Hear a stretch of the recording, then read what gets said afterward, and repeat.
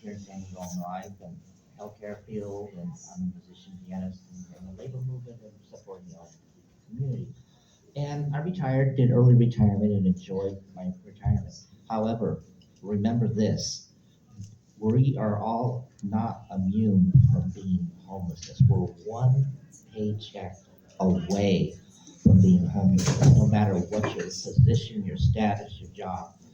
I lived a normal life in Normal Heights. I lived in a condo, living a normal life, and a day, the rooting, frightening thing that happened was the house that I was living with. I was living with elderly owner built from the Philippines, and he owned the place that I lived in, and he had arranged with his financial institution a transfer upon death account to be drawn up for the caregiver, which was actually my friend and the one that I paid the rent to. He passed away in 2020. And we were there through a period of time, and my caregiver that was related to the owner, he went to the bank, and the bank gave him the funds and told him that the account and the estate were one and the same thing. So we were all going through probate, thinking that we'd be living there, and we had an illegal eviction because I had went to the courthouse and saw the eviction wasn't stamped red, it wasn't signed by the judge. Well, it was done illegally. The rude, frightening thing to lose your own home and to be broke. You know, the sheriffs came at our house this time of morning and dragged us all out. My close friends and roommates were drawn out, and I was the last person hiding under the blankets. I didn't know what was going on. And they threw me out. We weren't allowed to get our stuff. We had pets, dogs, animals, everything. And to be just like intruded right to your home. Even my roommate was trying to use the restroom, wasn't feeling well. They dragged her out, all of us out. We wanted to get our stuff. I said, "Can I get my basic stuff?" They wouldn't even let me. It was a rude awakening to have to be thrown out of your house in front of the neighborhood. Being homeless is a shock. It's a trauma. I have never experienced being thrown out like that. And when that happened, we wound up in a car with all the animals. And when you're homeless, the problem is you're in survivor mode. You're having to stay here, stay there, motels, different places. You're not so sure. I wasn't sure where I was going to go after. I was homeless for a year, 2022 up until this year, February of this year. And during that time, I was sleeping outside. I had two good best friends that I know that let me stay there for a few nights. And I was outside. It was very traumatic. I didn't know what was going to happen. I didn't know where I was going. I had no direction. No problem when you're homeless. You don't have restrooms you can go to. You don't have access to everything when you are homeless. You can't go to public places. Some people forbid you from going out. And so I met a friend from the shelter. He introduced me to a organization affiliated with the umbrella of the homeless task force under Section 8. He introduced me to this organization. We talked about it, and I was getting ready to leave, and my friend said, "Wait, don't leave, John, yet." He introduced me to a source. It wasn't written on paper. He introduced me to the case manager. He introduced me to two sources. The sources was transitional housing, shared living. He gave me the paper. I went to serving seniors. That's the first time I ever heard of serving seniors, and I went to that.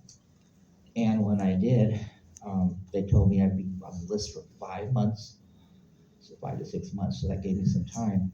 During that time, staying with two of my close friends and being outside, the problem with mobility when you're outside and being homeless is you don't have all the sources, or you don't know about those sources. And it was because of friends that introduced me to sources is how I found out. How would I would have known about NAMI and Alpha Projects and other things? It was through people and through friends that have been through that.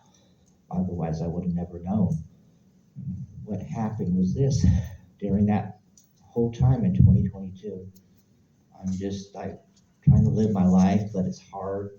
You know, you don't have mobility of where to wash your clothes, even though you might be staying with some friends. It's never the same when you have that mobility and have to go everywhere and look for a restroom, have to find places to put your stuff.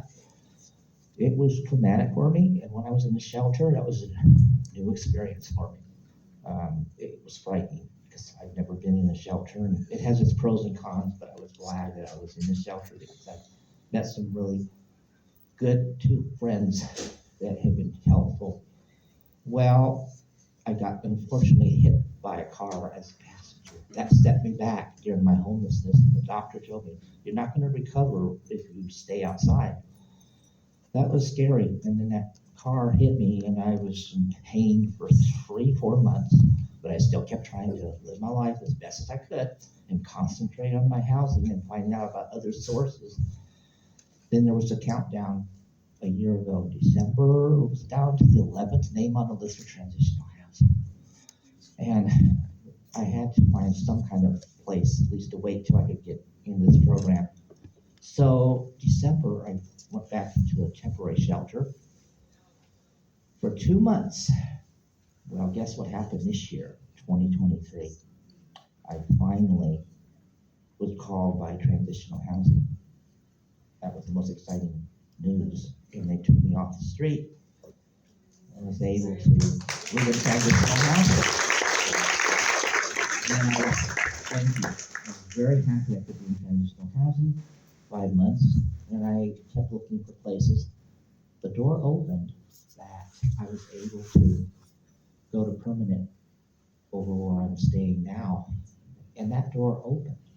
This is why I'm reaching out to everybody else in the communities to help. I'm giving them resources, because when you're homeless, it's horrible, especially when you're in your own home, just living your normal life.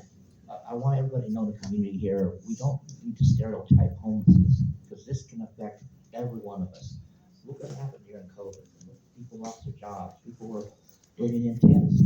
So I just want to say that every one of you and us can be affected by being homeless. And when you hear the stories of how the mobility and survivor mode affects your health mentally, emotionally, and physically. And then when I got hit by that car, and I had to just be in that survivor mode. But now that I am in permanent housing, I'm helping others, addressing sources, looking for sources. And that's my story for today. I'm happy to know that I can be a help and use to every one of you people here in the communities. Anyone I see that needs help, I will help them. And my goal to continually be active in this community, in many communities, and many affiliations to help, because I've been there, and many others have also that I know been there homeless. So it's not an easy road, but I determined, and I thank one God for it, two, the close friends that really took me in, and three, persistence and resilience is what got me where I'm at today. So it's an honor. Thank you all for letting me be able